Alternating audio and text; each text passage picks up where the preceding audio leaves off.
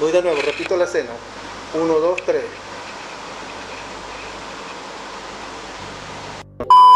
Eso da como los movimientos de ella.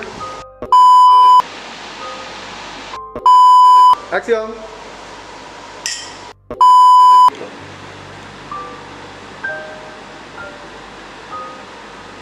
Ya, retira la vela rapidito. Úntalo, úntalo, úntalo. Ya, suavecito. Quita la vela, quita la vela. Quita la vela. Ahora pon la cuestión como si fuera un sello. Déjalo ahí presionado. Déjalo ahí presionado, déjalo ahí presionado. Déjalo ahí presionado. Listo.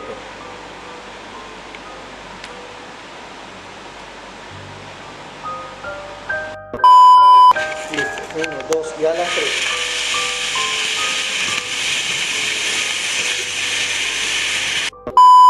Uno, dos y a las 3.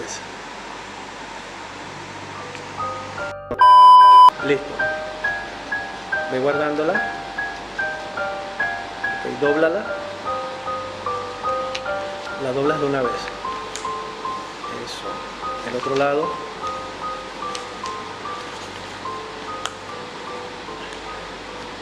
La guardas. Ahí bajas, lo miras y bajas la carta. Listo.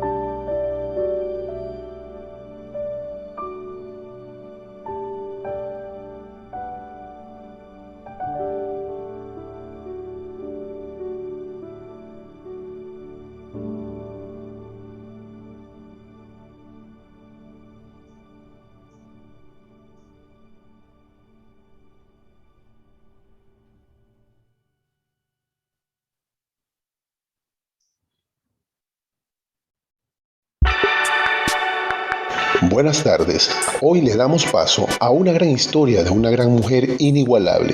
Por eso, este miércoles 2 de febrero del 2022 continuamos aprendiendo más sobre este conversatorio titulado Jenny White del Val, la neoyorquina que vivió en Santiago de Veraguas en el siglo XIX, parte 3. Este conversatorio estará a cargo de nuestro invitado Stanley Hecadon Moreno. Amablemente le pedimos a los asistentes mantener sus micrófonos apagados por respeto al moderador y esperar su turno en el periodo de preguntas y comentarios, luego de ser anunciado por el moderador en controles. Cualquier consulta sobre nuestras actividades pueden hacerlo a través de nuestras plataformas sociales en Facebook e Instagram o nuestro correo grupohistoriadeveraguas@gmail.com. Nadie ama lo que no conoce y nadie defiende lo que no ama. Sean todos bienvenidos.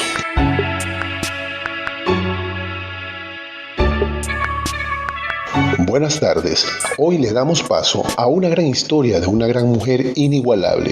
Por eso, este miércoles 2 de febrero del 2022 continuamos aprendiendo más sobre este conversatorio titulado Jenny White del Val, la neoyorquina que vivió en Santiago de Veraguas en el siglo XIX, parte 3. Este conversatorio estará a cargo de nuestro invitado Stanley Hecadon Moreno. Amablemente, le pedimos a los asistentes mantener sus micrófonos apagados por respeto al moderador y esperar su turno en el periodo de preguntas y comentarios, luego de ser anunciado por el moderador en controles. Cualquier consulta sobre nuestras actividades pueden hacerlo a través de nuestras plataformas sociales en Facebook e Instagram o nuestro correo grupohistoriadeveraguas@gmail.com. Nadie ama lo que no conoce y nadie defiende lo que no ama. Sean todos bienvenidos.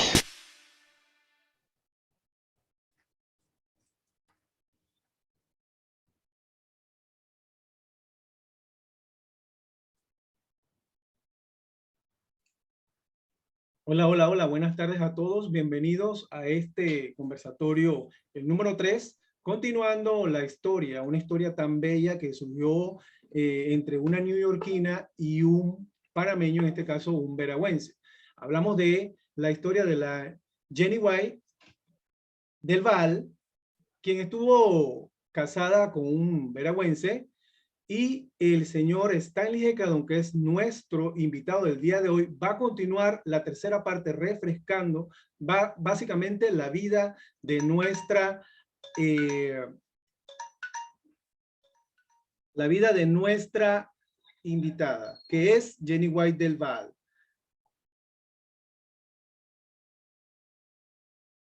Buenas tardes, Jairo. No te preocupes, ya lo conecto nuevamente.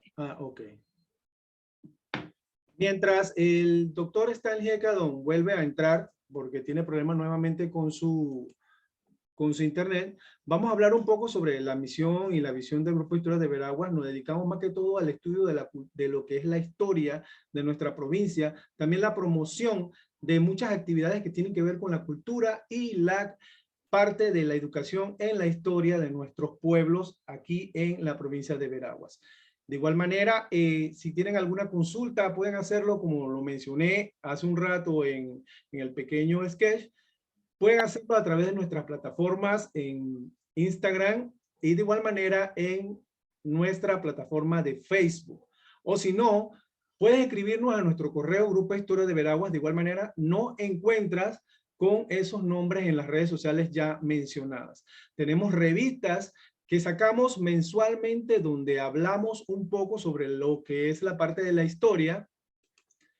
Tenemos revistas del deporte, la educación, la cultura popular de los pueblos, y hace poco sacamos una que conmemora a todos los que son los sitios históricos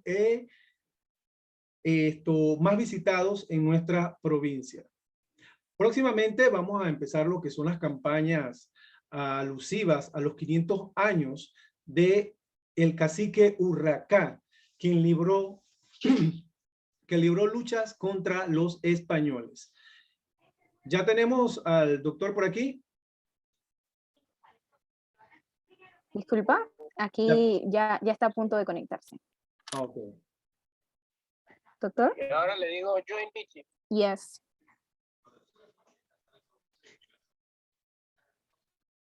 Y tenemos al doctor Hecadon.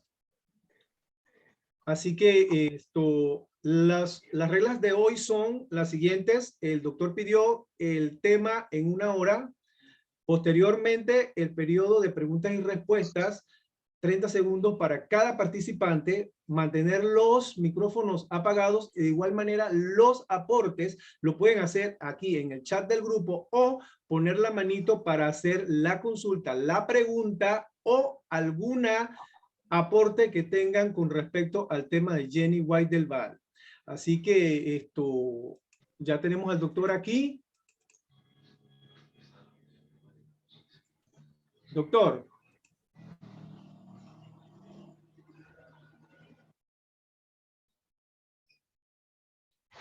Disculpa, es que él estaba al parecer tocó algo que decía share screen y pues se enredó por eso. Discúlpame, Jairo. No te preocupes.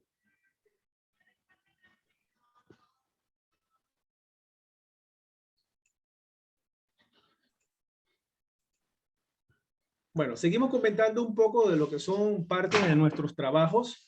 Ya tenemos un año, nuestro grupo Historia de Veraguas tiene un año de estar realizando muchas actividades en pro de lo que es educación en la historia de nuestros pueblos. Hemos organizado actividades como por ejemplo conmemorando el 1 de diciembre de 1821 en la lectura del acta. Hicimos una actividad con un cabildo que fue realizado en la Biblioteca Pública de Santiago.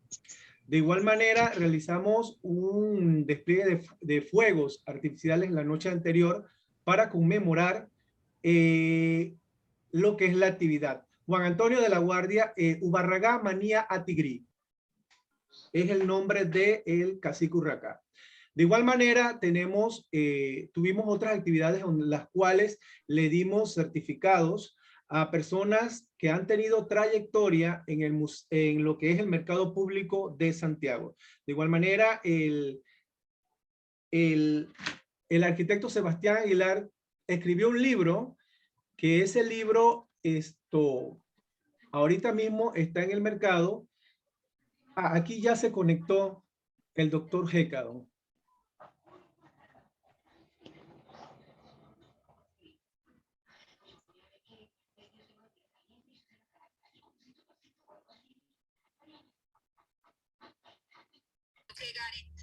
Ahora sí.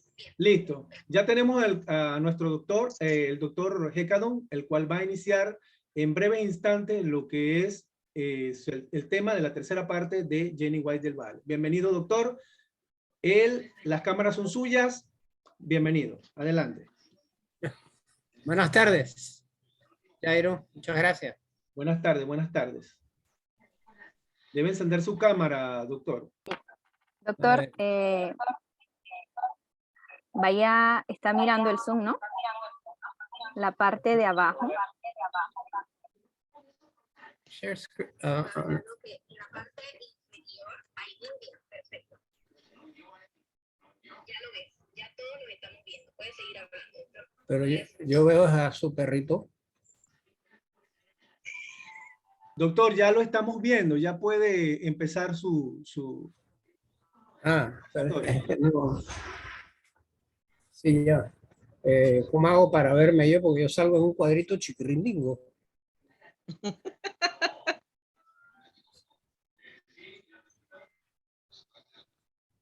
Solo debe darle doble clic.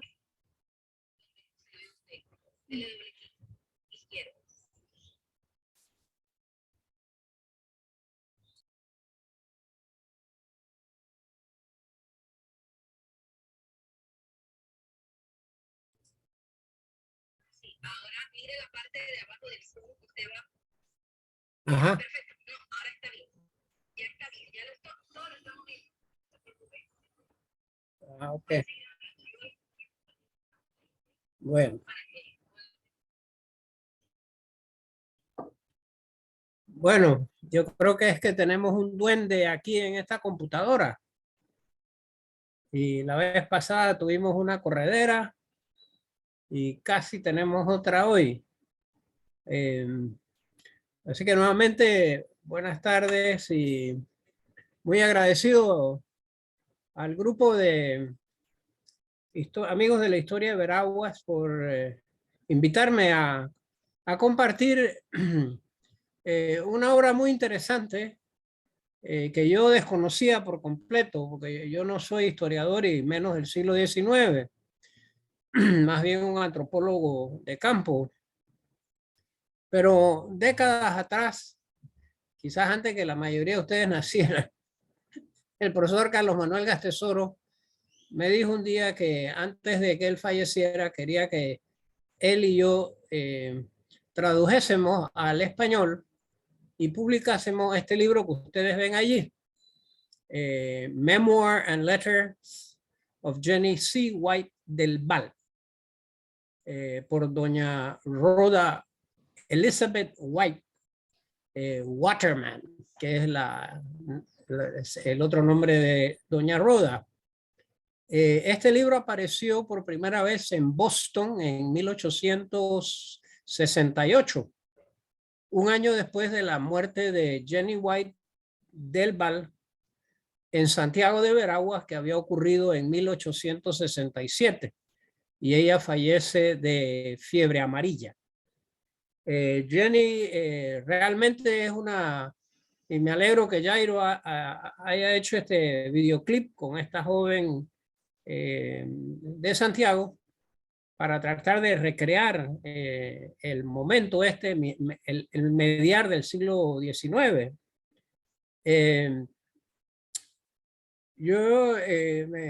Después pasó el tiempo, me di cuenta que no había cumplido con mi gran amigo el profesor Gastesoro hasta que me puse pilas. Finalmente, gracias a Nico Liacopoulos, logré conseguir copia del libro porque era muy difícil conseguirlo. Y luego vino el tema de la traducción y Mario Lewis, que es el editor de la revista Épocas, me abrió las páginas para escribir. Comencé en el año 2019, luego tuvimos un alto necesario por la pandemia, no salieron los diarios, la revista Épocas también estuvo paralizada pues porque el país estaba en la situación que nos hemos encontrado inédita con esta peste del virus, del coronavirus. Así que comencé poco a poco a traducir y me di cuenta que el inglés y la forma de escribir de Jenny era un inglés casi siglo XVIII, no XIX, casi siglo XVIII. Usted sabe que el lenguaje cambia, pero muy lento el escrito, mientras que el hablado va casi con las innovaciones que se están dando en ese momento. Y comencé a publicarlas en épocas allá por agosto de 2019. Y bueno, he venido mes tras mes y la última capítulo al cual he llegado, que creo que lo compartí con el arquitecto Sebastián Aguilar y para que lo compartiera con ustedes, es la carta que desde Santiago de Veraguas escribe a principios de 1864 Jenny al presidente Abraham Lincoln. Y una carta que se le hace llegar vía su madre, que era muy allegada al presidente de los Estados Unidos, de las pocas amigas. En este andar también me ha ayudado muchísimo, además del grupo de Veraguas y la revista Épocas, es Marianne Pral, que es una voluntaria que es de Holanda y se ha apasionado por la historia de Jenny y me ha apoyado muchísimo en rastrear los informes que desde el entonces Estado Soberano de Panamá enviaba el reportero del New York Times a ese periódico tan conocido, famoso, y así como las noticias pues, que publicaba el Star and Herald, uno de los diarios más antiguos de nuestra región, lo que es hoy la Estrella de Panamá, tanto la versión en español como la versión en inglés, que dan mucha información de Colombia, del Estado Soberano de Panamá, de toda Hispanoamérica, en noticias del mundo. Así que vía los amigos de la historia de Veraguas también me han enviado fotos, que ha sido una de las partes más complicadas para ilustrar los escritos de las cartas de Jenny. Porque si bien es relativamente fácil encontrar fotos de la ciudad de Panamá, del ferrocarril, de los puertos, de la bahía, de la ciudad de Aspinwall, Colón, fotos del siglo XIX del interior son muy difíciles de conseguir. Sin embargo, de parte de los amigos en Veraguas he recibido información muy interesante de los parentescos, los bautizos, los fallecimientos, los matrimonios Así que esto ha sido un esfuerzo conjunto, de la cual me alegro mucho, porque a veces estoy en una parte que, bueno, el río está muy hondo para cruzar, pero de repente alguien me ayuda con el puente y logramos cruzar a la próxima. Así que bueno, este es el libro que les presento. Me escribió alguien del grupo de Veragua diciendo que si Jenny hubiera vivido hoy, hubiese sido una gran bloguera. Así que para la actual generación, eso es lo que es Jenny.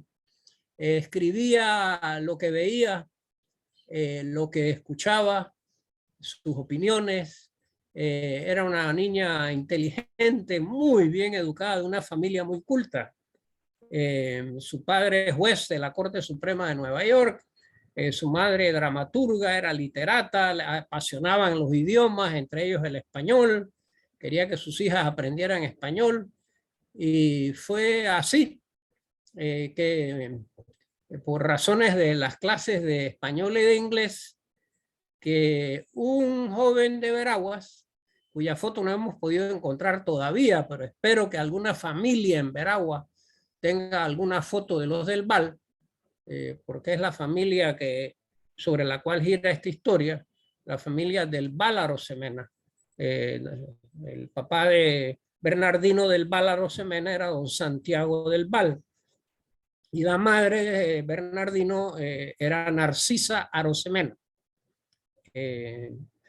Y se casaron pues prácticamente en tiempos de la colonia todavía, en Santiago. Así que esta es una foto, la única foto que tenemos de Jenny, que debe haber otras porque ya la fotografía estaba despegando. Jenny tuvo varias hermanas, casi todas entraron a ser monjas. Su hermano sí, Tom, como le decía ella, entró al ejército del norte del presidente Lincoln, porque era cuando Bernardino y Jenny se casan, es el tiempo de la violenta, sangrienta guerra civil de Estados Unidos, en la cual los estados secesionistas del sur, que eran productores de algodón y eran esclavistas, se querían separar y formar una nación aparte. Y viene esta guerra cruentísima de 5 años, una guerra que por primera vez trajo muchas innovaciones tecnológicas, que hicieron de la guerra pues algo mortífero, como no se había visto antes. Jenny conoce a Bernardino cuando Bernardino, yo diría que Bernardino del Val Arosemena es casi uno de los primeros panameños que va a estudiar a Estados Unidos. Él va a la Universidad de Harvard y es quizás el primer panameño que se gradúa en leyes en la Universidad de Harvard. Pero antes de entrar a la universidad tiene que aprender inglés, porque allá en Santiago no enseñaban inglés y casi no había en escuela. Entonces le dije, él era imagínense, un Santiago que tendría 2.000, 3.000 habitantes, un pueblito bien tranquilo con unas guarichas allá afuera de noche, si acaso. De vez en cuando pasaba alguien a caballo o a pie, las noticias venían con 2 meses de atraso. Entonces, este joven santiagueño llega a Nueva York con 1 millón de habitantes y tranvías y ese epicentro de la finanza, de la industria, de las comunicaciones, y no podía aprender inglés porque se le hacía que la gente caminaba demasiado rápido, todo era para ayer. Y este pobre muchacho, pues acostumbrado al ritmo de vida de Santiago de Veraguas en el año de 1860, decide que no puede en Nueva York, demasiado agitado, y ahí es donde le dice un primo de él, que no sé cómo se llamaría, que llegó primero que Bernardino, aprovechando que ya se había construido el ferrocarril de Panamá, 1850-55, y luego se inicia la navegación a vapor, sobre todo después del descubrimiento del oro en California, y comienzan las líneas de vapores. Así que las comunicaciones que habían sido hasta ese momento coloniales, a vela, ahora vienen estas innovaciones como es la locomotora, que une ambos mares vía el istmo de Panamá y une Panamá con todo, desde California y Alaska hasta la Patagonia. Panamá se vuelve un epicentro y los jóvenes, incluyendo los de Veraguas, deseosos de salir del marasmo de la colonia e ir a estudiar a otro lugar, y Bernardino decide ir a Estados Unidos. La generación anterior a Bernardino, la de su padre y su abuelo, miraban a Europa. Esta nueva generación de 1850, del ferrocarril, digamos, de la navegación a vapor, de comunicaciones más rápidas, mira hacia los Estados Unidos como la gran república industrial, tecnológica, es un modelo a seguir. Y bueno, el primo le dice a Bernardino, hombre, si estás, no puedes aprender inglés en Nueva York, anda a esta finquita, que ahí hay esta señora llamada Rhoda White, que toma estudiantes extranjeros para enseñarles inglés. Y así fue a tocar la puerta de la familia White, Bernardino, las afueras de Nueva York, que hoy prácticamente es el centro de Nueva York, como decir Brooklyn, pero en aquella época no lo era las afueras. Y bueno, doña Roda era de armas tomar y le dijo que sí, y le puso las reglas, que tantos días a la semana, a tal hora tenía que estar exacto. Así que acostumbrarse a otra costumbre que no era de Panamá, de Santiago, de Veraguas, el tema del tiempo. El tiempo es muy flexible. La gente, bueno, voy a llegar más o menos a las 5 de la tarde, o quizás el otro mes voy a hacer el trabajo que me pidió. Nada de eso, era otra cultura, la cultura moderna, mecanizada, que exigía. Bueno, fue allí el primer día que fue Bernardino a conocer a la señora White, Rhoda White, que ve que baja por la escalera una visión angelical. Y esa niña era Jenny White. Y el pobre Bernardino, este muchacho del Santiago de Veraguas, quedó fulminado.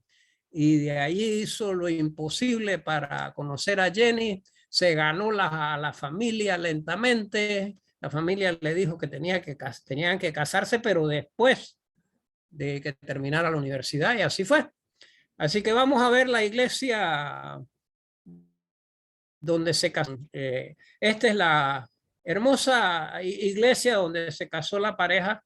Doña Jenny, la mamá de Jenny, la señora Rhoda, describe cómo fue el matrimonio. Muy, muy hermoso el matrimonio, el coro, la música, la misa. Una iglesia muy hermosa cuya construcción se debe a los jesuitas, que estaban llegando miles y miles de inmigrantes muy pobres de Italia, de Irlanda, de Europa del Este, y muchos eran católicos, pero no había en Manhattan una iglesia católica. Y mandan a este sacerdote, el padre Larkin, con $5 en el bolsillo, y le dice, hombre, le dicen en su universidad, que se llama Fordham, Larkin, ándate ahí a Manhattan y ve a ver qué puedes hacer para construir una iglesia. Y realmente yo considero que esto es casi un milagro, y así lo ve el padre Larkin, al punto que yo le dedico un capítulo de épocas a casi el milagro de la construcción, como lo que es poder tener un sueño y poder motivar a otros en ese sueño para llevarlo a cabo. Así que en esta capilla, en 1862, creo que fue el mes de agosto, se casan la pareja. Doña Roda describe cómo entraban por estas vitrales la luz y le daba en la cara a su hija, a Jenny, y que parecía un ángel, y que prácticamente el quién es quién en Nueva York había estado allí en ese matrimonio, y había sido una boda elegantísima que había dado mucho que hablar en los diarios de Nueva York. Así que bueno, para sugerirles que la próxima, ya cuando se pueda viajar, que ya no tengamos que viajar con la pandemia, y si van a Nueva York,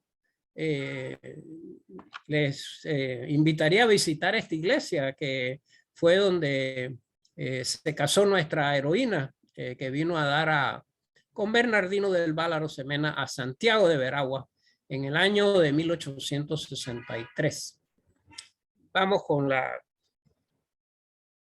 después de casarse, creo yo que la decisión de Jenny de venir a Panamá tuvo que ver con la pérdida de su primer hijo, que se llamaba James. La mortalidad infantil era muy alta en aquellas épocas. Y esa pérdida del primer hijo la sume en una melancolía y hace que tome la decisión que viene a pasar un tiempo a Panamá, a conocer el Estado soberano de Panamá, que era parte de Colombia, los Estados Unidos de Colombia, y se vienen en vapor. Y el diario de Jenny, las cartas comienzan cuando ella se embarca en este vapor que va hacia el puerto de Aspinwall o Colón, la terminal Caribe del nuevo ferrocarril de Panamá, y ve ella desaparecer en el muelle a su familia. Y era una familia muy cerrada entre ellos, era una familia muy acogedora, muy de hacer cosas en familia, eventos, celebrar, comentar libros, una familia culta, muy unida. Y ella, su primera carta es desde el barco, el Ocean Queen, y comienza la primera carta de ella viendo desaparecer a su familia, que le decía adiós desde un muelle en Manhattan, lo que hoy es Manhattan, con rumbo desconocido. Y no se anima nuevamente. Uno nota que en las cartas hay un cambio cuando ya llegan a los trópicos, y ella nunca había visto las islas del Caribe, las playas blancas, esa vegetación verde intensa, las palmas de coco por doquier. Eso le anima.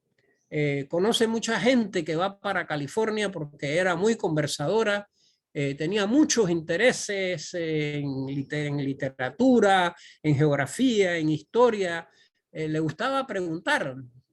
Y en el barco conoce un señor de Panamá, muy conectado políticamente, que venía de una misión especial de Europa del gobierno colombiano y que sería como la mano derecha del que mandaba en Colombia en ese momento, el general Tomás Cipriano de Mosquera, que tenía sus amores y sus odios con Panamá, por así decirlo. Y bueno, toman el tren. La descripción que ella hace de su llegada a Colón es interesantísima. El colorido de la ciudad de Colón, las mujeres de las islas de las Antillas, de las esposas, las madres, las hijas de los hombres que construyeron el ferrocarril, con estos vestimentas y lo que se ponían sobre la cabeza, los pañoletas, la alegría, las frutas que nunca había visto, y llegan a una ciudad de Panamá, pues capital del Estado soberano de Panamá. Hemos tenido que tomar fotos de la internet, y con el permiso de quienes las han subido, vamos a utilizarla para ilustrar. Jenny y Bernardino pues llegan en el tren el 3 de julio de 1863, y un señor en una carretilla les lleva las maletas al barrio de San Felipe, a la casa de doña María del Val, tía de Bernardino, casada con un señor Sosa, pero ya viuda, que tenía varias hijas que se hacen muy amigas de Jenny, y de ahí en adelante mantuvieron una intensa correspondencia con estas niñas Sosa, del Val Sosa. Y Jenny describe, mientras Bernardino comienza a hacer los arreglos, porque viajar entre la ciudad de Panamá y el interior era como hoy viajar a, no sé dónde, al desierto del Sahara. Era mucho más fácil viajar a Nueva York o a Nueva Orleans o a Europa que viajar al interior. Era toda una odisea. Y Bernardino se dedica casi 2 meses a hacer los arreglos de viaje para ir a Santiago. El tiempo que Jenny aprovecha pues para conocer la ciudad, conocer a su familia política, que estaba muy conectada con las familias del Casco Viejo, el barrio de San Felipe, donde vivía la clase alta de Panamá. A la familia Sosa, del Val Sosa, doña María le da un cuarto que da a la bahía de Panamá. Jenny habla de bellezas, de lo hermoso que era la bahía de Panamá, sus colores, sobre todo en marea alta, ese azul del mar, la bahía, barcos que iban y venían, las balandras, las goletas, todo lo que se movía a punta de vela. Y aprovechaba para caminar por la ciudad y ver Jenny era muy católica, de una familia de origen irlandés, muy católica, y muy asombrada y preocupada por la persecución que se había desatado a partir de la Constitución del 63 de Río Negro, por la cual pues, se inicia una persecución contra la Iglesia Católica, que era la de la mayoría de los ismeños, y las iglesias estaban cerradas, no podía haber bautizos, no podía haber aplicación de los santos óleos, no podía haber matrimonios religiosos. El presidente de Colombia, el general Tomás Cipriano, era enemigo acérrimo de la Iglesia Católica. Curiosamente, su hermano era cardenal. Así que era los dos polos opuestos en una misma familia, que en un sentido muestran cuán dividida estaba Colombia, incluyendo Panamá, entre los conservadores y los liberales. Valga decir que no eran los liberales en general, sino una rama muy radical que se llamaban así, los liberales radicales, que eran completamente anticlericales, y bueno, expropiaron todos los bienes de la iglesia, que los conventos, las fincas, los terrenos. Y obviamente que en esa expropiación, pues esos bienes, si no se cuidan, se pierden. Y como dice el dicho, de mano en mano se pierde el elefante. Aquí se fueron perdiendo los bienes, y uno de los grandes escándalos del Panamá cuando llega Jenny era cómo se fueron rematando los bienes de la iglesia y quedan siendo dueños de muchas propiedades aquellas familias muy vinculadas a el Partido Liberal Radical. Jenny describe la ciudad de Panamá como una ciudad pequeña, pero muy descuidada, pero rodeada de estas grandes bellezas de la naturaleza y con muchos pasajeros que van y vienen, porque están el ferrocarril y están las líneas de vapores por el lado Pacífico que estaban conectando ya con Australia y Nueva Zelanda, y con Chile y con California, y hasta llegaban a Alaska, y por el Atlántico pues a Europa, el Mediterráneo, a todo Norteamérica. En realidad Panamá era, como se dice hoy en inglés, un hub, un eje de comunicaciones. Jenny aprovecha para ir aprendiendo español, ve su primera corrida de toros, le toca, es invitada a 2 grandísimas y hermosas fiestas que se dan. Una la da el cónsul de Perú, porque venía la primera, el barco de guerra peruano a vapor, el Amazonas, y en honor a esa tripulación se da una fiesta. Estaban esperando al vicepresidente del Perú, que era el general Peset.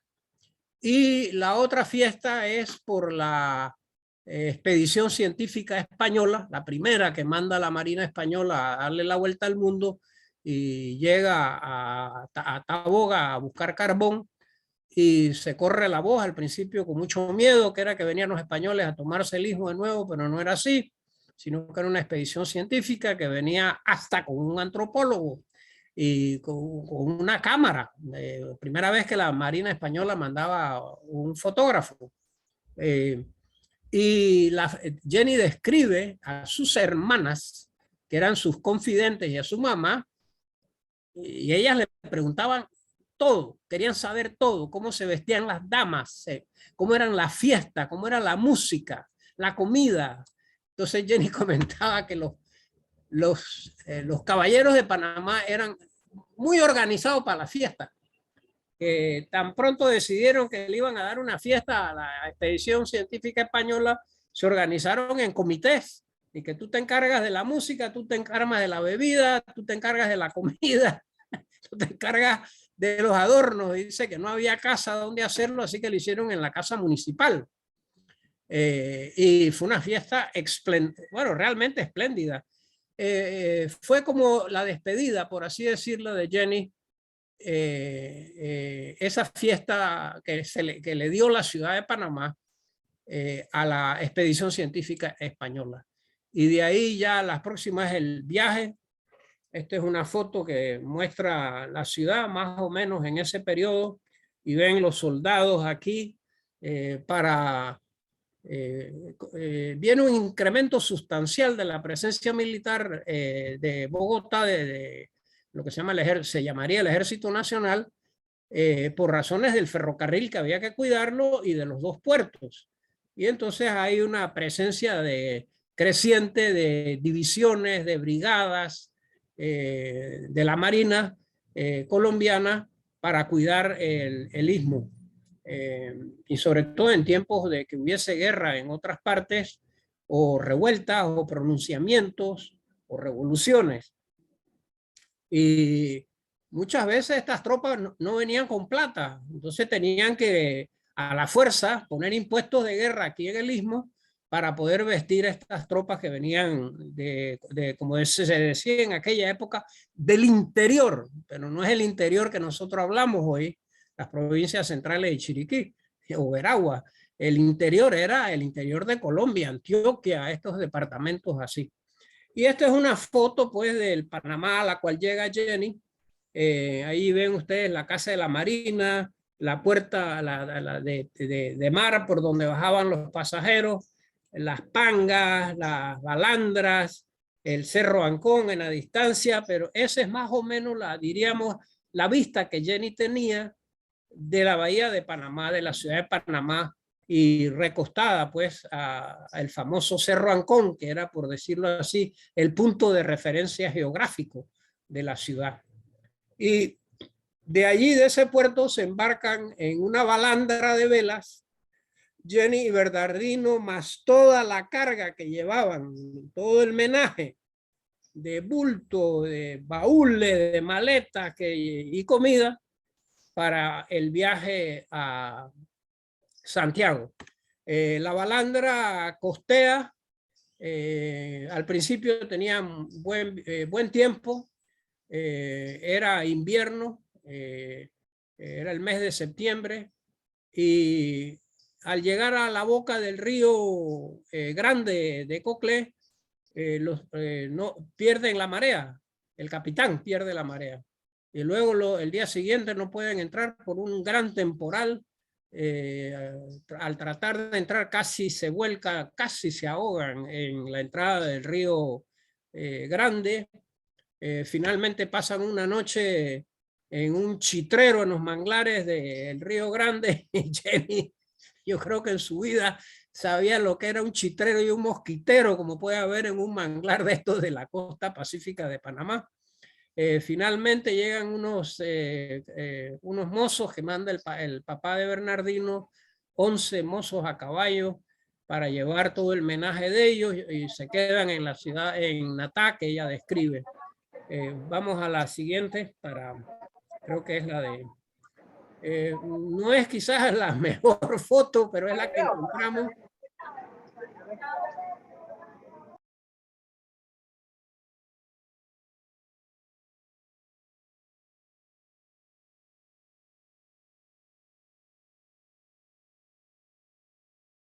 Doctor, desconecte su micrófono que se apagó.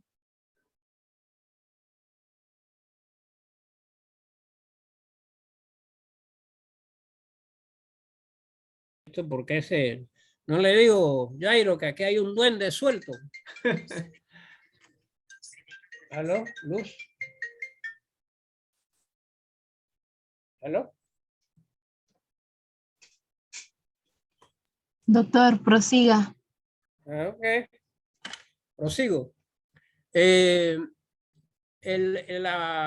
iglesia de Santiago Apóstol, ella entra y le llamó mucho la atención el altar de plata, casi de media pulgada, 1 pulgada de plata sólida, de arriba hacia abajo. Describe a la gente. Ella decía que se sentía como, como en exhibición, como algo distinto, raro, porque la gente nunca había visto una americana en carne y hueso y con su pelo pues rubio. Pero ella describe las casas de Natal, las casas mejores de 2 pisos, de tejas, madera, postes abajo, las casas de 1 piso, las que tenían tejas, las que eran de ranchos prácticamente. Y de ahí, pues, al otro, la señora que los atiende, era una señora mestiza, a saber quién sería, pero propietaria, tenía cañaverales y tenía platanales, arrozales, maizales y tenía mucho ganado, la señora que los atiende y les da de dormir. Bernardino aparentemente era muy querido, donde iban en Natá decían, es don Bernardino. Así que la gente le daba mucha atención a él y a ella. Y decían, pobrecita, la esposa de don Bernardino, tan lejos de su casa, de dónde venía esa muchacha, de un lugar tan remoto como llamado Manhattan. Pues. Y ahí pues toman los caballos. Hasta aquí el viaje son 5 días para poder llegar a Natá. Y allí toman a caballo las sabanas de Natá en plena llovedera, la octubrera, como dice uno, septiembre, octubre, noviembre. Y bueno, los agarra el mal tiempo a caballo. Y lo que más les daba problemas era que Jenny traía un baúl grandísimo con una máquina de coser. Creo yo que sería la primera máquina de coser que llegó a Santiago de Veragua, al interior. Pero el baúl se andaba cayendo a cada rato y era muy difícil de amarrar a los tientos de la silla de montar. Pero bueno, van y varias veces los coge la noche, llegan a un río, no lo pueden cruzar. Finalmente llegan al río Santa María, que creo que tenemos allí una foto a ver si ponemos el luz.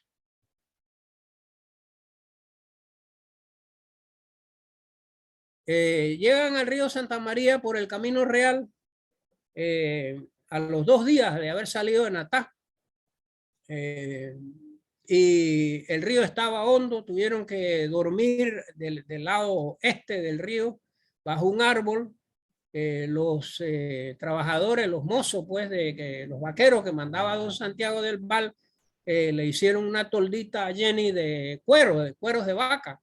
Y debajo de esos cueros de vaca durmió Jenny arriba de los baúles que traía. Le pusieron unas sábanas, unas mantas para que ella durmiera ahí. Al otro día, al levantar el campamento, se encuentran que debajo de los baúles donde ella había dormido, había una gran culebra venenosa. Y ella había pasado la noche durmiendo allí sin darse cuenta de esa presencia. Ella describe con mucho detalle para los que no vienen, bueno, para los que estamos acostumbrados a cruzar ríos así en invierno y verano, el cruce de río con los caballos y los pasajeros y la carga en un cayuco es toda una experiencia, palanca y canalete. Así que ella describe con mucho detalle el cruce del río Santa María.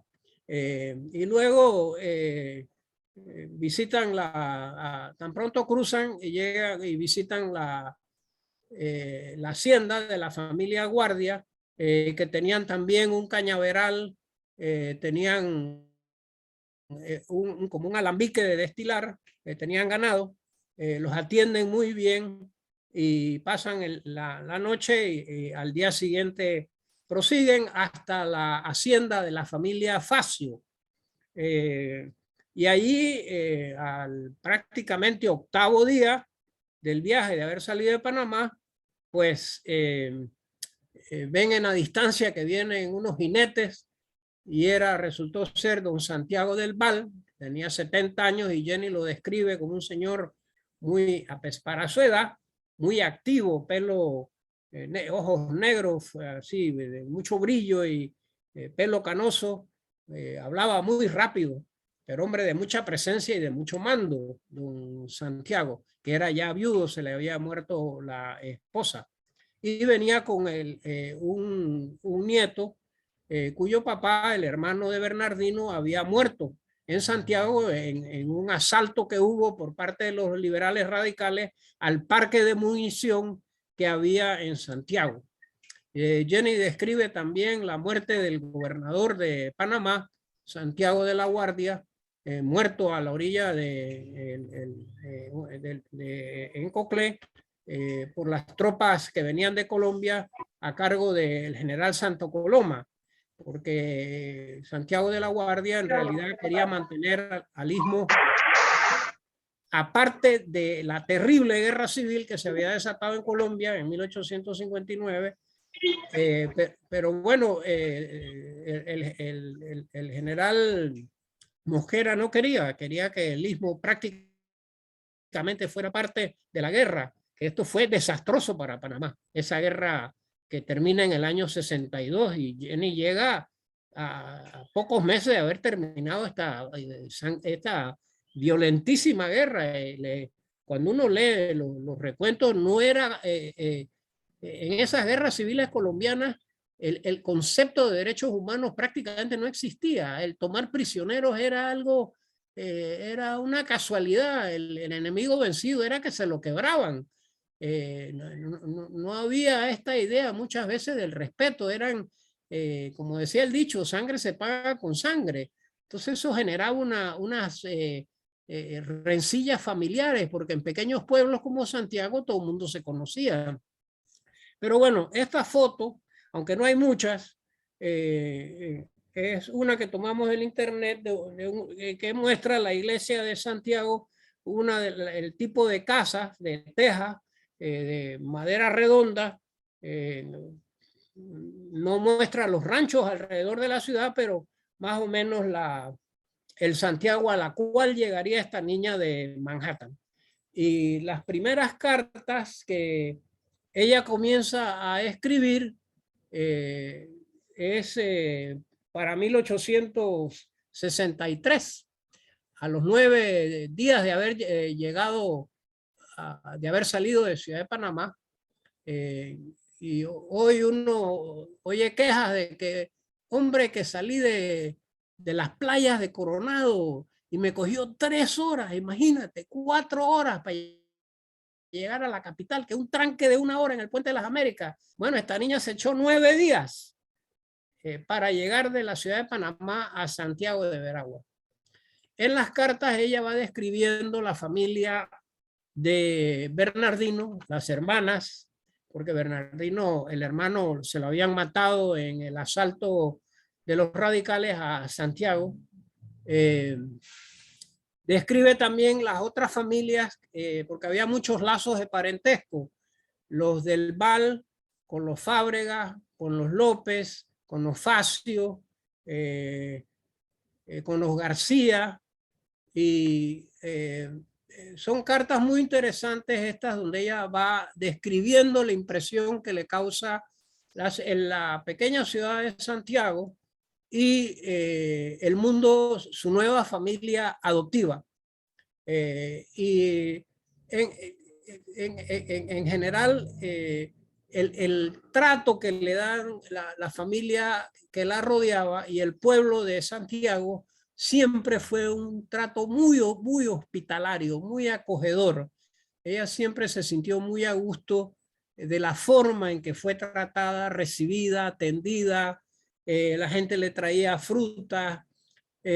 No solo venían las familias más pudientes de Veragua, de Santiago, venía la gente de los campos, todos los pequeños propietarios, la gente más humilde, viejos sirvientes, esclavos liberados. Acuérdense que la liberación de los esclavos en Colombia había sido en el 51. Y viejos esclavos de estas familias venían a conocer a Jenny, a decirle que era un gusto conocerla y ponerse a su disposición.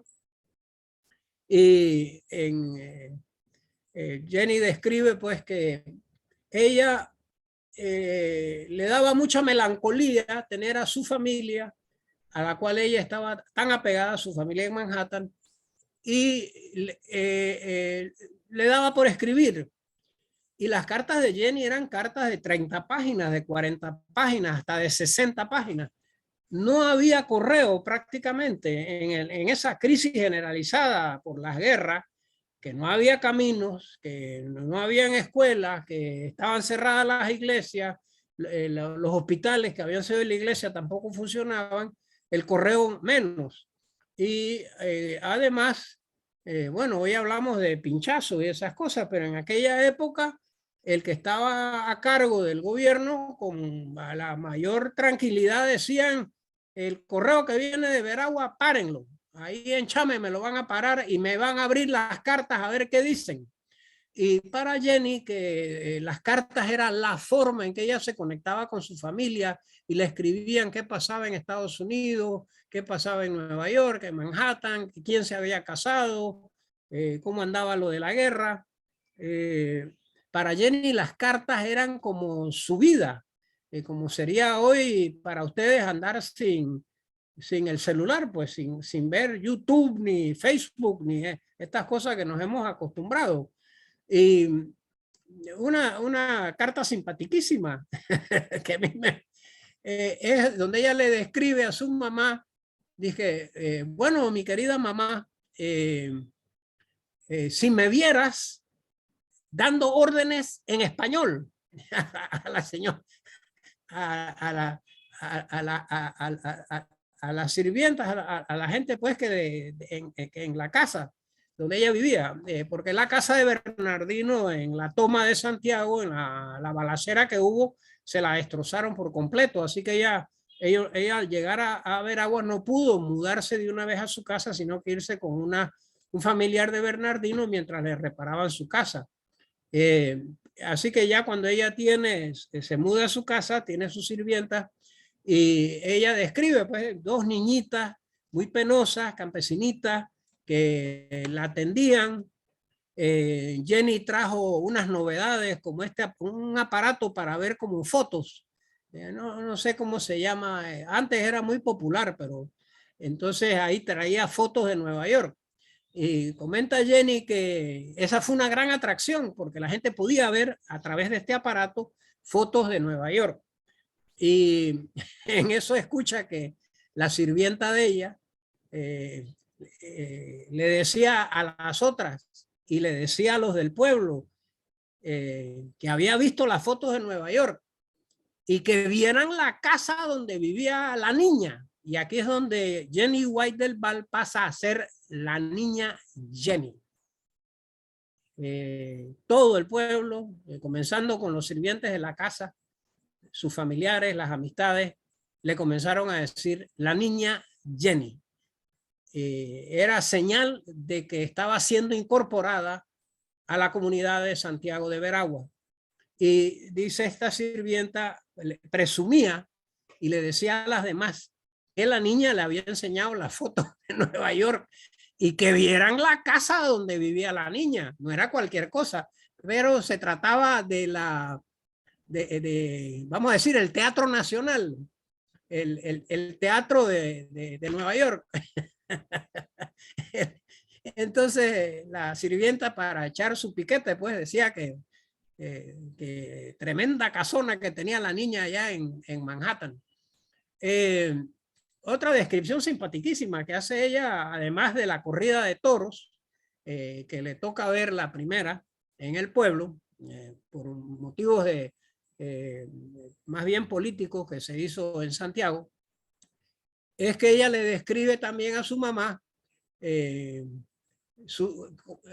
la sirvienta la que la atendía, y era una señora mulata grande que nunca había trabajado en ninguna casa, y cuando Jenny salía al pueblo de compras, la sirvienta, lástima que no tenemos el nombre de la sirvienta, pero era todo un personaje, y se ponía su mejor pollera, y cuando Jenny describe las joyas que se ponía la sirvienta, aretes de oro con perlas, peinetas de oro,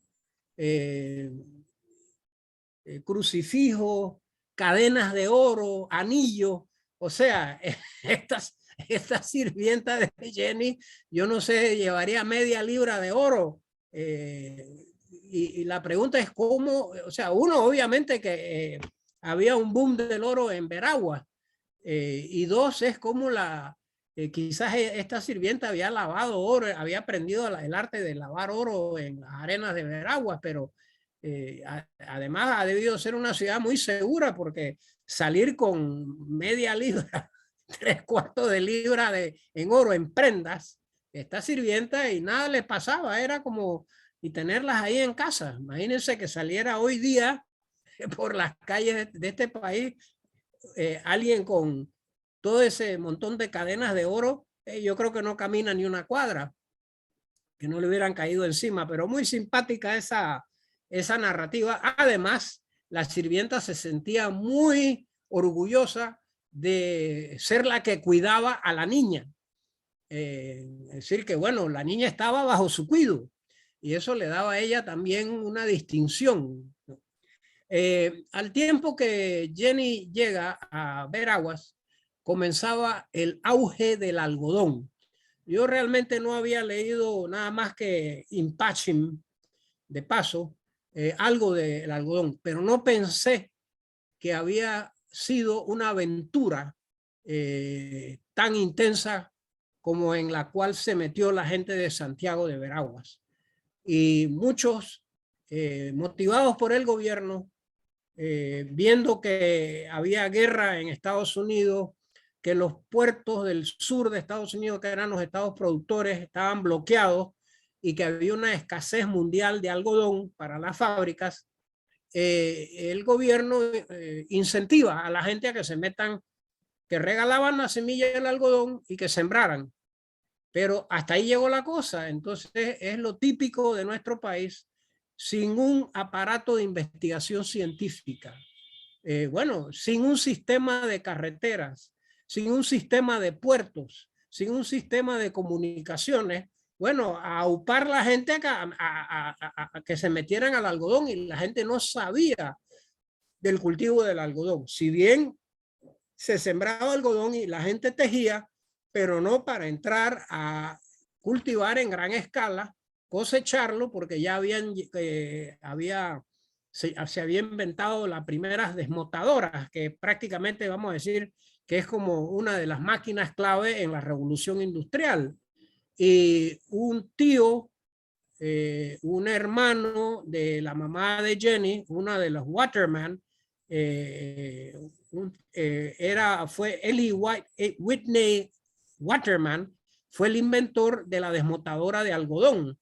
Y entonces varias personas, Jenny menciona el auge que comienza a darse alrededor de Veraguas, hasta en los campos, y uno se pregunta cuáles, que la gente comienza a sembrar algodón, y varios empresarios, surgen empresarios locales que compran desmotadoras, yo no sé cómo las llevarían, y las montan y comienzan a desmotar algodón para ponerlo en pacas y luego mandarlo por puerto de Montijo, que era el puerto más práctico, que sería el caso de Barranco Colorado en Soná.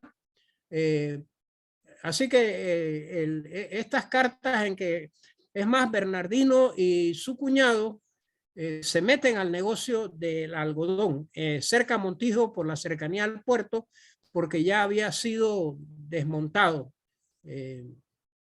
Jenny describe las costumbres religiosas Jenny era muy religiosa, la iglesia estaba cerrada y ella luchó con otras señoras de Santiago para que, a pesar de la prohibición que había contra la iglesia católica, un sacerdote pudiera venir a bautizar, a casar, a aplicar los óleos, a predicar el evangelio a Santiago, porque tenían varios años de estar cerradas las iglesias. Y eso fue una actividad a la cual ella se dedicó con mucho entusiasmo. Formó una organización que se llamó la Organización del Altar, formó un grupo de predicación del Evangelio con otras señoras de Santiago.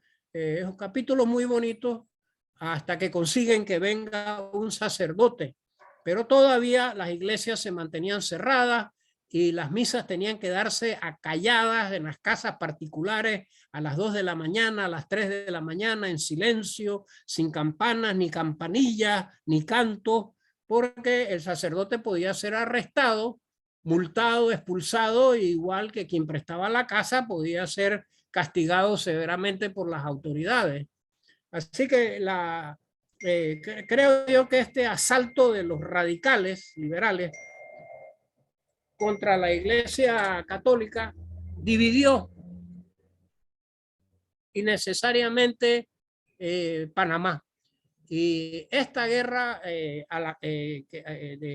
1859-63, la guerra de los supremos, como se le llamó, fue una de estas guerras violentísimas, que cuando uno ve la bandera de Panamá con su rojo y azul y su blanco, el blanco pues simbolizando la esperanza de la paz entre ambos grupos, esa guerra tuvo mucho que para fomentar las guerras que vinieron después, sobre todo esta constitución de Río Negro, que fue muy radical en el ataque directo a las creencias religiosas que habían sido por 300 años del pueblo del Istmo, y necesariamente porque había muchos liberales que se oponían a la aplicación de estas leyes de persecución contra la iglesia.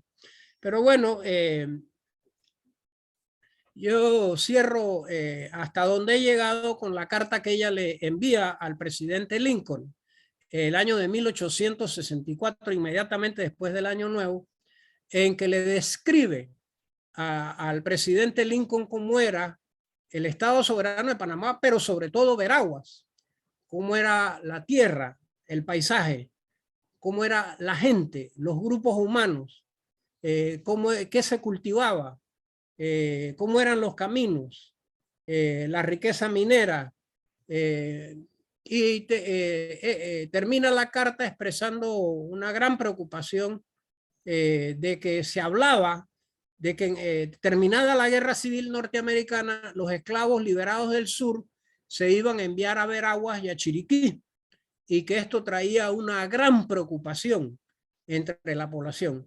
Le menciona también que en Panamá había muchos norteamericanos que básicamente apoyaban al gobierno del presidente Lincoln, habían enviado dineros para apoyar la causa del norte, y le recuerda al señor presidente que le escribía a petición de él, porque antes de partir ella con Bernardino de Nueva York, ambos, Bernardino del Val Arosemena y Jenny White Waterman, visitan al presidente y a su esposa Mary Todd Lincoln, porque la madre de Jenny era de las pocas amigas íntimas del presidente de los Estados Unidos.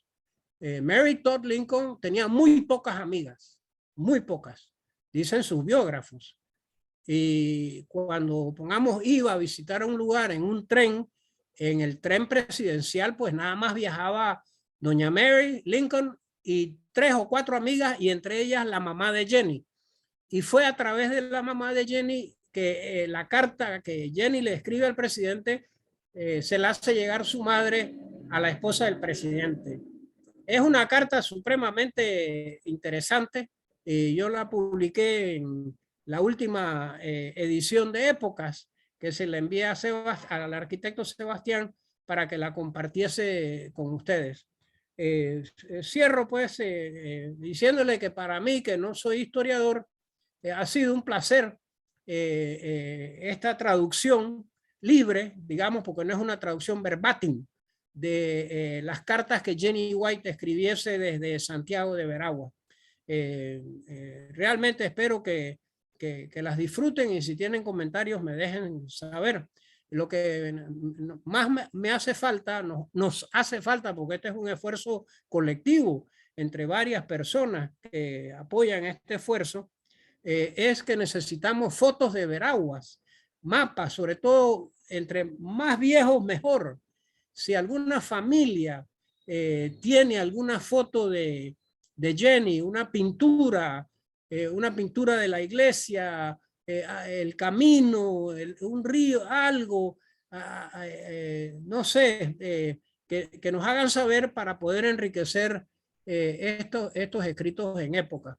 Cierro compartiendo con ustedes que la semana pasada Amazon me ha publicado este libro, que es un libro de historia oral.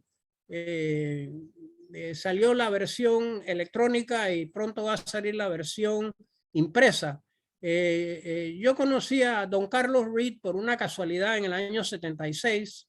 Estaba haciendo un trabajo trabajaba para la entonces planificación, la dirección de planificación de la presidencia, luego ministerio, y uno de mis temas era el tema de la demarcación de las comarcas indígenas. Y fui a Boca a tratar de establecer por dónde podrían ir la división de tierras para la comarca, dónde vivían los latinos, los criollos, dónde vivían los noves, en ese tiempo guaymíes, y como se habían perdido los archivos de la gobernación, se habían quemado, y los de las alcaldías, una señora creol muy conocida, Susie Grenal, me dijo que fuera a hablar con Teacher Reed, el maestro Reed, y era en inglés se llama elder, un patriarca, y resultó pues que era la historia viviente en su cabeza de los criollos de Bocas del Toro.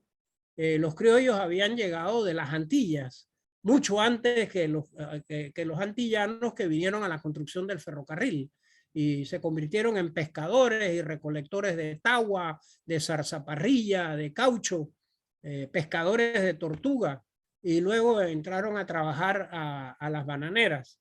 Y en la primera edición de este libro, yo nunca pensé que iba a ser un libro, y lo tomé todo en inglés, todo. Él nunca me dejó que lo grabara todo, lo escribí a mano. Yo conversaba con el señor Reed y mi esposa Sonia tomaba notas, después las pasamos a máquina, pues como era en aquella época. Luego la distribuí a varios de mis amigos antropólogos.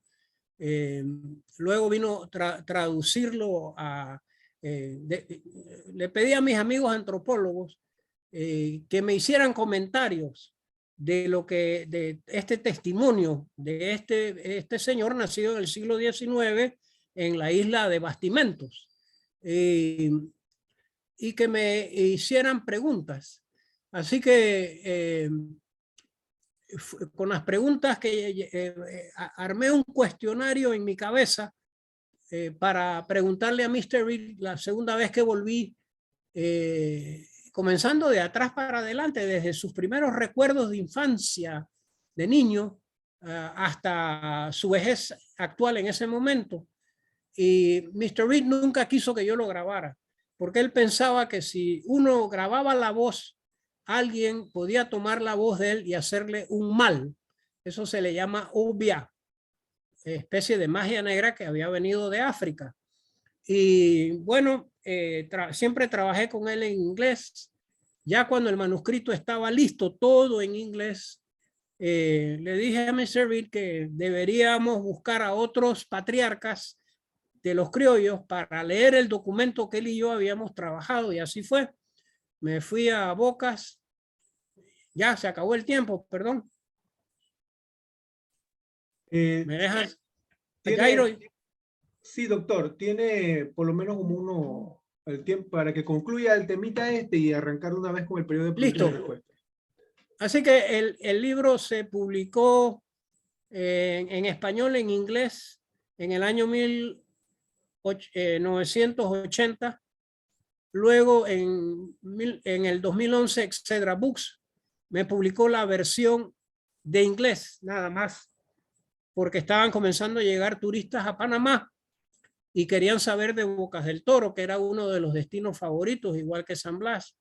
Así que Excedra me publicó esa edición, y como nada más era la de inglés, le pude poner más fotos, más mapas, para que el lector viese el paisaje, la historia económica, la arquitectura de Bocas del Toro.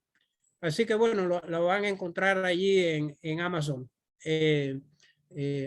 Así que comparto pues que me da mucho placer recordar a mi gran y querido amigo don Carlos Reed, un criollo de Bocas del Toro. Y con esto cierro, Jairo, y gracias por darme la oportunidad de hablar de este libro de historia oral, que es una forma que los antropólogos usamos para rescatar las historias. Y hay muchos individuos, muchas personas que han tenido vidas fascinantes, que que son tan valiosas como pueden ser las de los políticos, porque nosotros estamos acostumbrados a que la historia de Panamá es la historia de sus presidentes, pero ello no es así. La historia está hecha de las contribuciones de miles de individuos, hombres y mujeres de todas las clases sociales. Y en el caso de Veraguas, creo que aprovecho esto para ver si podemos conseguir voluntarios, estudiantes universitarios dispuestos a usar el método de la historia oral para rescatar personas que han vivido periodos interesantísimos de la historia de la provincia de Veraguas. Yo usé ese método cuando entrevisté a los últimos buzos de la bucería de Las Perlas, que logré conocer por gran casualidad en el pueblo que había sido puerto de Soná. Así que bueno, con esto dicho, las gracias pues por dejarme presentarles el libro de la historia de don Carlos Reed, un criollo de Bocas del Toro. Y si hay alguna pregunta, con mucho gusto, y si tenemos tiempo, pues también. Jairo. Sí, buenas tardes a todos. En este preciso instante arrancamos con los aportes, las preguntas o comentarios. Pueden hacerlo aquí mismo en el chat del Zoom o poniendo la manito para hacer su pregunta, o simplemente puede desconectar la cámara. Pero antes vamos a leer vamos a compartir un comentario que nos hace aquí el señor Jorge Riera. Saludos al doctor Hecadon, siempre es un placer escuchar sus conversas. Pregunta si la pareja tuvieron hijos o descendientes. Bueno, gracias, doctor Riera. Mire, Jenny tuvo un hijo primero, un hijito, y murió. Luego tuvo una niña que le puso el nombre de su madre, Roda, y los santiagueños le decían Rodita, y Rodita tenía el pelo rubio. Y a los 2, 3 años de edad, Rodita gozaba mucho de la fiesta del pueblo, y la fiesta que más le gustaba era el San Juan, porque la gente andaba corriendo a caballo y gritaban San Juan, San Juan, San Juan. Entonces su papá, Bernardino del Val, le consiguió un caballito, y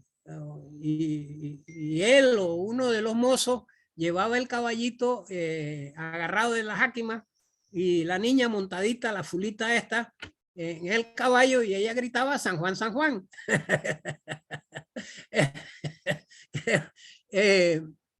Ahora, ¿qué pasó con la niña? Todavía no le puedo decir si ella vivió y llegó a casarse, con quién llegó a casarse. No he llegado a esa parte del libro. Sí puedo decirle que en las enfermedades que ella sufrió, hubo una vez que le dio una alfombrilla violenta estando ella encinta y casi muere. Y en Santiago solo había un médico graduado, el doctor Henry Dickinson. Y el doctor Dickinson realmente no sé cómo fue a parar a Santiago. Él había sido vicecónsul inglés en Aguadulce. No sé si sería por motivo del algodón que trajo el auge a la ciudad de Santiago, que él llegaría. y él era el médico del pueblo y atendía a las familias más prestantes, y como era de Estados Unidos, estudiado con los jesuitas, aunque era protestante, se hizo muy amigo de Jenny, y él se casa con una muchacha de Santiago y tuvieron 2 hijas, 3 porque una murió, y estas 2 hijas de las Dickinson se casaron con 2 muchachos apellido Goitía, y una nieta de este doctor y su esposa santiagueña se casó con un muchacho apellido Brin Remón de la ciudad de Panamá. O sea que por lo menos hay descendientes del doctor Dickinson y su esposa, que en este momento no me viene creo que era Enriqueta, híjole, se me va entre tantos nombres, y me da un momentito de la...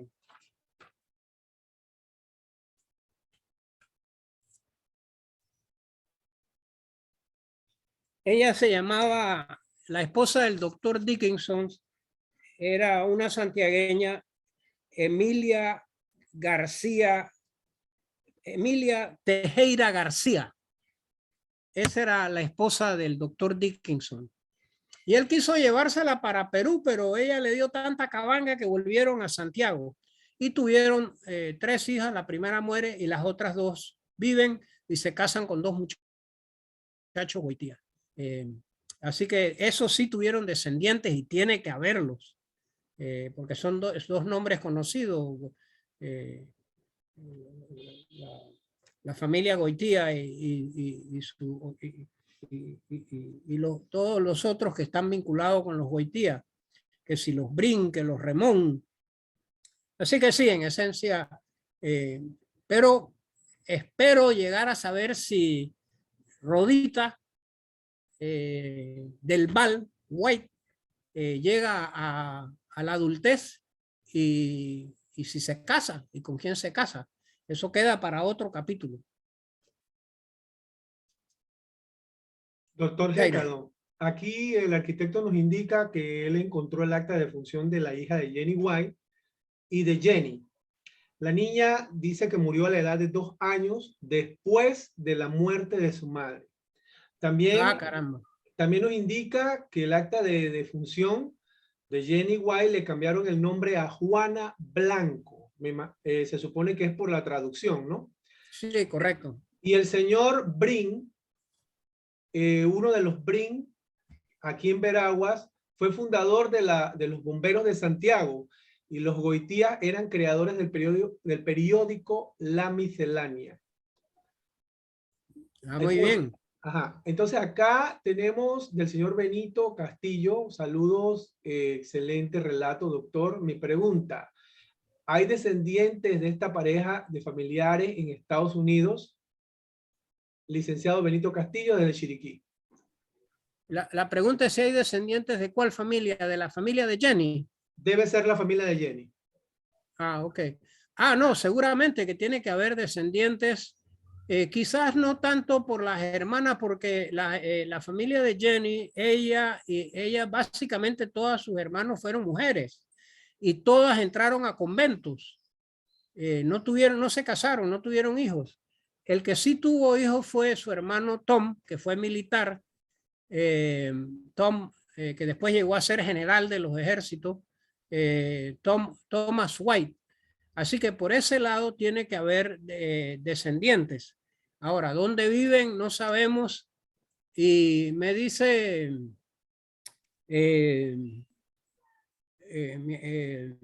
una de mis colaboradoras, Marianne Pral, que en un viaje que haga a Estados Unidos va a ir a Nueva York y tratar de rastrear en los libros de matrimonio, de funciones, en los libros de los que llevan los municipios allá, bueno, los descendientes de Thomas White, el hermano de Jenny White.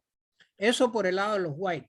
Por el lado de su madre eran Waterman, y debe haber también muchas descendientes por el lado de la familia Waterman en diferentes estados de Estados Unidos, porque en Estados Unidos es una sociedad que se moviliza mucho, la gente migra de un estado a otro estado, y en sus cartas Jenny le decía a su mamá que le saludara a sus parientes que tenía en la ciudad de Buffalo, en Chicago, que estaban en Detroit, que estaban aquí, que estaban allá, o sea que ya se veía que estos inmigrantes irlandeses pues eran de mucha movilidad, iban en busca de oportunidades en un momento en que, aunque había guerra civil, también la industria estaba creciendo y había muchas oportunidades y se estaban construyendo ferrocarriles. Y de paso, le hago el comentario de que el diario aquí en Panamá, La Estrella de Panamá, deja saber ese 1864, casi en enero, una comparación, porque el símbolo de progreso en ese momento era cuántos kilómetros de ferrocarriles tenía cada país.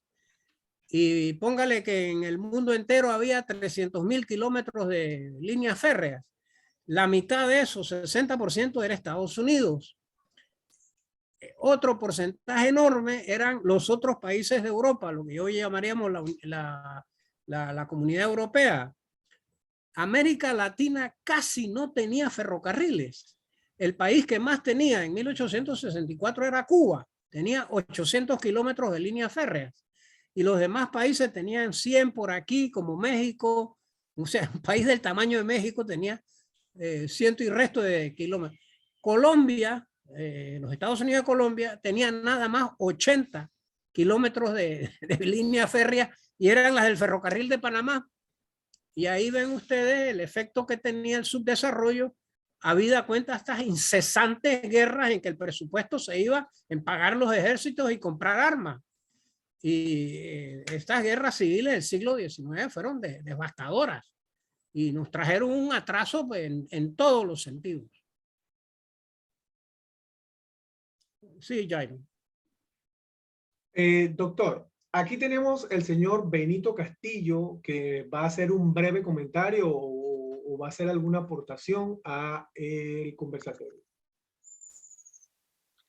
Sí, muy buenas tardes a todos los presentes en la sala virtual. Excelente iniciativa de los amigos y compañeros de allá de Veragua, y al doctor también por el relato que ha dado de la historia de esta familia, ¿no? Sí, porque fue una familia y cómo se dio. Siento que mi aportación es esta, me parece muy ilustrativo estos temas ya para el área de educación, porque yo estoy en el área de educación. Y yo he visto varias veces al doctor en presencia. Yo trabajo en el programa Hagamos Ciencia del Ministerio de Educación y hemos estado presentes allá en Mixonia, allá en Colón, en Punta Galeta. Y siento que esto le lleva como un poco un relato como más acercado a la parte del proceso de enseñanza-aprendizaje, a crear eso andamiaje cognitivo de los estudiantes, para los estudiantes, el cual no lo vea tan aburrido después. Bueno, ahora leas eso y saque un mapa conceptual o haga una comparación de esto. Está bien, el doctor ha hecho una línea de tiempo descriptiva de este relato, y a la vez, siendo una historia, también fue relatando épocas memorables de lo que era el viaje a Panamá, de Panamá a Santiago, y si ya para Chiriquí, si eran 9 días hasta Santiago, y me imagino que eran como 15 para Chiriquí acá. Así que bueno, así uno puede tener una idea espacial, y así aprendiendo, para que el estudiante pueda ir aprendiendo otras cosas, cómo estaban en esa época, de dónde viene la historia de algunas épocas memorables, que hasta este momento de la historia, porque uno hace el clip. Acá en Chiriquí hay una familia pues, en Tolé, ha pedido Waterman. O sea, que uno puede decir, bueno, podría ser que de una generación, habría que documentarse para poder hablar con argumentos. Entonces, crea como esta expectativa, ese gusanito de la investigación, de crear eso, y también veo una forma didáctica de cómo algunos docentes, tanto de historia como de ciencia, matemática, que pueden relatar un tipo de historia, o que el estudiante relate, en el cual puede involucrar otro conocimiento que no sea solamente de historia social, sino también descubrimiento y de época memorable, de donde sale nuestra historia panameña y de Santiago de Veragua. Muchas gracias y agradecido a todos los organizadores y al doctor. Ah, caramba, qué gusto, profesor, que usted es un exalumno del curso de ecosistemas marinos y costeros en Galeta, en Colón. Me alegra escucharle y saber que estuvo en Galeta. y, y que le haya sido provechoso. Y en efecto, la historia, yo cuando estuve en la escuela primaria y secundaria, encontraba que los libros de historia eran aburridísimos. Eran una serie de fechas, entonces la historia del país era el día tal, tomó posesión el presidente tal, el día tal tumbaron al presidente tal, el día tal la asamblea juzgó a no sé quién. Entonces la historia se convierte en una serie de fechas y casi sin conexiones, y realmente la población del país no se siente casi vinculada. Y bueno, yo veo en el caso, ya que usted trajo el caso de Chiriquí, a mí me parece que una parte importantísima de la historia chiricana tiene que ver con la migración de las familias alemanas, porque las familias alemanas, que son muchos los nombres, igual que los franceses, fueron de los promotores, pongamos, de la industria cafetalera. Lamentablemente, en la Primera Guerra Mundial hubo una persecución contra las familias alemanas, fueron puestos, declarados enemigos, se les expropió sus propiedades, se vendieron sus propiedades, y luego cuando vino la Segunda Guerra Mundial, otra vez recogieron a las familias alemanas, y hay casos de niños de Chiriquí, de madre chiricana y padres alemanes, que en la Segunda Guerra Mundial, en el año 39-40, los recogen, los mandan a Taboga, a un campo de concentración, de ahí a Colón, de Colón a campos de concentración en Estados Unidos, los ponen en un barco y los mandan a Europa para que se vayan a Alemania, y les toca vivir la invasión, pues, de los ejércitos que venían de Rusia. O sea, es una cosa que se queda uno asombrado. Igual pasó en los años 40 con familias chinas que fueron expulsados de Panamá. Entonces son parte de la historia de la provincia, y tratar de que los estudiantes, a mí me atraía mucho en el caso de la educación en Chiriquí el papel estimulante que tuvo el profesor Roberto de la Guardia cuando fue profesor del Félix Olivares. Él ponía a los estudiantes a hacer tesis. Él les decía, bueno, ¿de qué pueblo eres tú? No, de Dibalá. Bueno, dime algo de tu pueblo. Y los muchachos no sabían casi nada de su pueblo. Entonces los ponía a hacer trabajo de investigación, vaya y entreviste a la gente vieja de su pueblo. Busque fotos de Dibalá, busque fotos de Gariché, busque fotos del ferrocarril de Chiriquí. Así que cada provincia es... quizás a lo que voy es que la historia nacional no necesariamente es la misma que la historia de las provincias. Cada provincia tiene su historia, sus particularidades, sus momentos, sus familias, y no todo es la capital. Entonces nos hemos quedado mucho en eso, que todo se concentra en la capital, la vida política, la vida cultural, la historia. Lo que aprenden los niños es la historia del canal, el ferrocarril, y el resto del país queda un poco así en el aire. Y yo aprovecho para felicitar a aquellos historiadores y geógrafos, profesor Molina, profesor Osorio, el profesor Figueroa, que se han ocupado de la historia de algunas de las provincias. Jairo. Sí, va a haber un breve aporte en estos precisos momentos del profesor Víctor Jordán, y creo que este será nuestro último aporte si no hay más nadie quien desea aportar. Así que le damos paso al profesor Víctor Jordán. Muchas gracias, Jairo. Un saludo cordial al profesor Hécado y a todos los miembros de esta sala. Efectivamente, desde que se escucha hablar de que va a hablar Hécado, todo el mundo pone, como dicen allá en nuestro campo, la oreja parada. Porque algo importante siempre nos trae de tanto el campo científico como el campo histórico. Precisamente, doctor, yo me leí la obra del naturalista, que usted nos recomendó. Yo compré su libro, lo leí todo. Y es como seguir el recorrido de la década del 40 al 60 de todo Panamá. Y por eso es que es importante los relatos y leer, sobre todo leer obras que a muchos panameños no nos gusta leer. Pero a los que les gusta leer saben que se están enriqueciendo y que están empoderándose de muchos conocimientos, muchas armas, muchos instrumentos. Mire, escuchando lo decir sobre el relato, relaciono, porque yo estaba estudiando la parte histórica de Santiago, de Veragua, con un libro del doctor Mario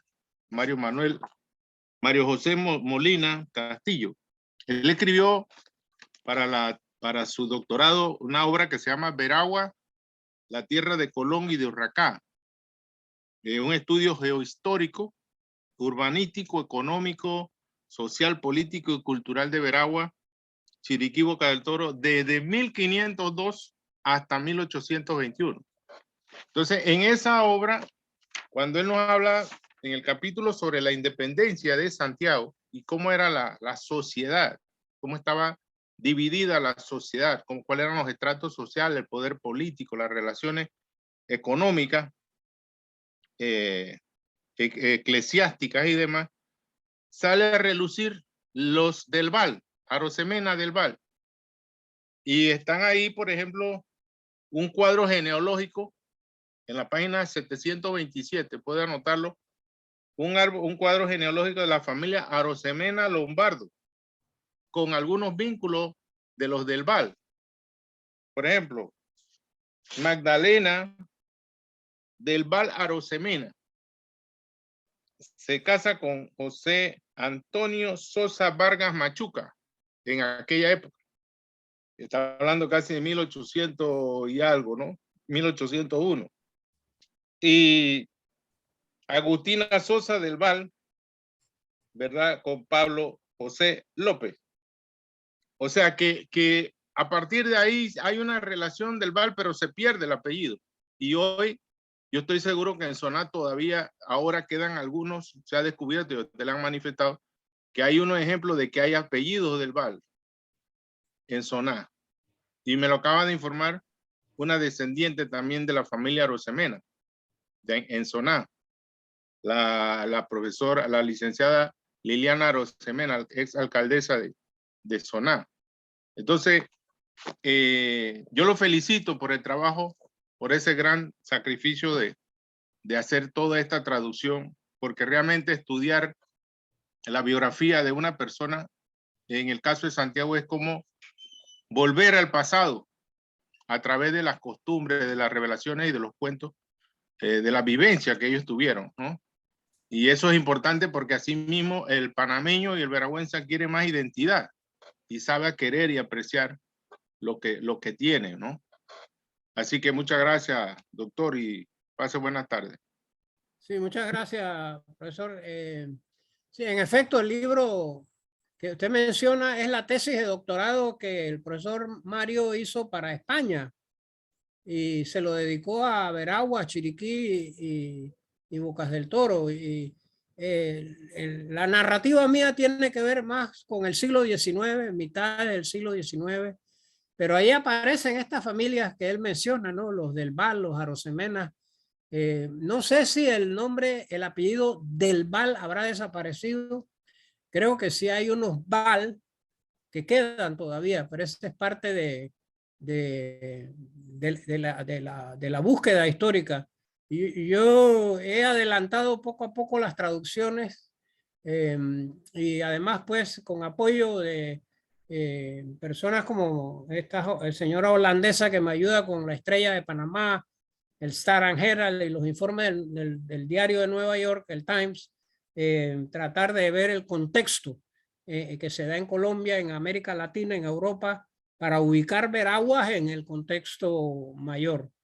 Me ha sido realmente, me toma mucho tiempo, no es mi trabajo, realmente lo hago como un hobby, pues así lo hago por aprender a través de la pluma de esta niña, cómo era una parte importante del país en una época de la cual poco conocemos.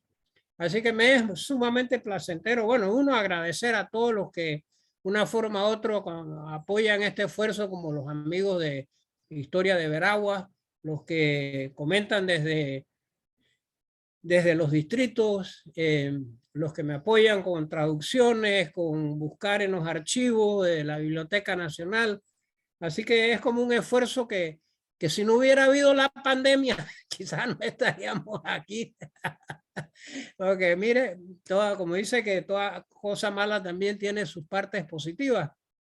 Y en un sentido la pandemia nos ha unido vía estas conversaciones. Así que muchas gracias, profesor Jordán, y que esté bien, que pase buenas tardes. Muchas gracias, doctor. Si alguna persona tiene algún comentario, este es el momento. O si no, damos paso al cierre del conversatorio agradeciendo al doctor Gecadón por su presencia y por nutrirnos cada vez más con respecto a la vida de Jenny White del Val, aquella neoyorquina que vivió en Santiago de Veraguas en el siglo XIX.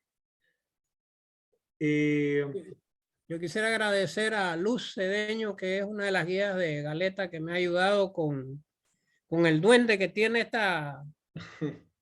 este laptop que de repente se va y la imagen, y también me ayudó a armar la presentación de las imágenes que compartí con ustedes,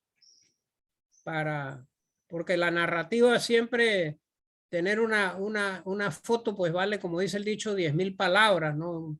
Y hablar del río Santa María es una cosa, pero mostrarlo es otra, y hablar de la iglesia tal es una cosa, pero mostrarla es otra. Así que las gracias también. Bueno, a todos ustedes por participar y compartir sus impresiones y conocimientos. Muy agradecido y muy buenas tardes.